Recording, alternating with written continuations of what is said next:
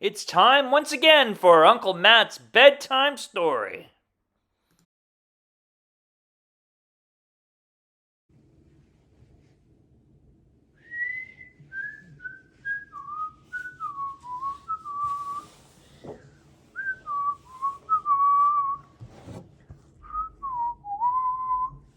All right, hi, it's Uncle Matt, and I'm here to read you another bedtime story.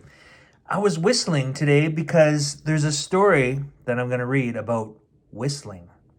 Yeah, can you whistle? It takes some effort and practice to whistle. I know if you're missing like two front teeth, you might have difficulty. It might just kind of go through. If you're learning to whistle, I would just tell people that are beside you to step back because you just don't want spit and stuff to kind of come through your teeth and they get all wet and splattered. They probably wouldn't appreciate that. But we got a good story about whistling today. It's called Whistle for Willie. It's a classic. It's written by Ezra Jack Keats, and it was copyright in 1964. It's older than me. Hard to believe, I know, right? Whistle for Willie. All right.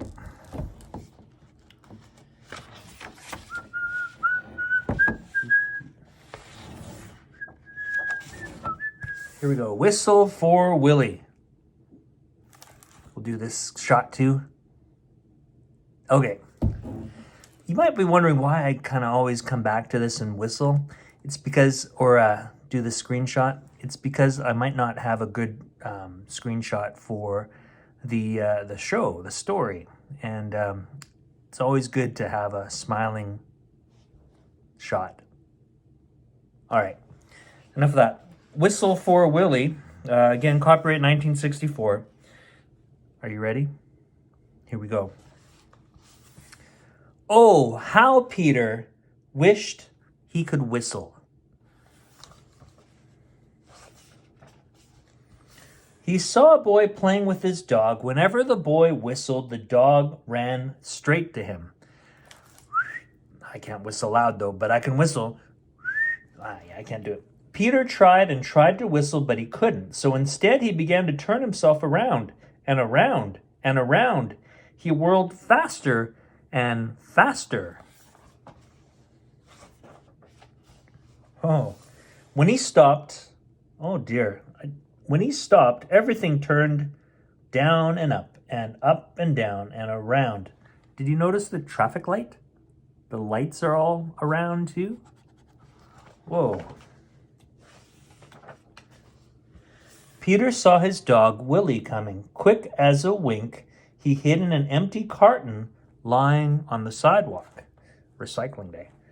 Wouldn't it be funny if I whistled, Peter thought. Willie would stop and look all around to see who it was. Peter tried again to whistle, but still he couldn't, so Willie just walked on.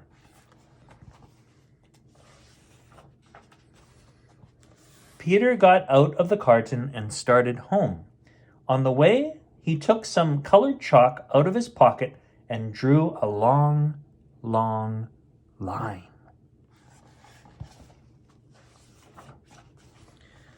Right up to his door. He stood there and tried to whistle again. He blew till his cheeks were tired, but nothing happened. He went into his house and put on his father's old hat to make himself feel more grown up. He looked into the mirror to practice whistling. Still, no whistle. When his mother saw what he was doing, Peter pretended that he was his father. He said, "I've come home early today, dear. Is Peter here?" His mother answered, "Why, no, he's outside with Willie." "Well, I'll go out and look for them," said Peter.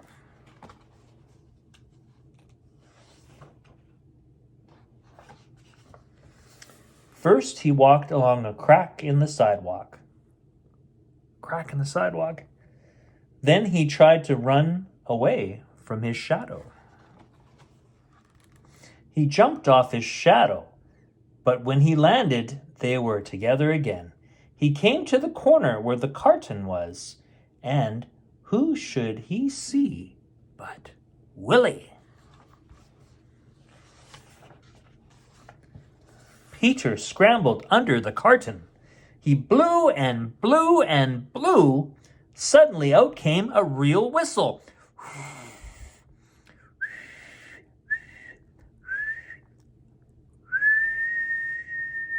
It came while Willie stopped and looked around to see who it was. Wow, because it definitely shouldn't have been Peter. He doesn't know how to whistle. It's me, Peter shouted and stood up. Willie raced straight to him.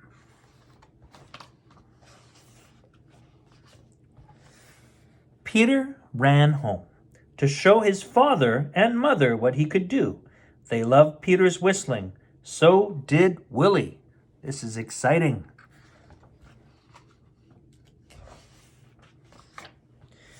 Peter's mother asked him and Willie to go on an errand to the grocery store. He whistled all the way there, and he whistled all the way home. Oh, and he whistled all the way home. That's the end. All right.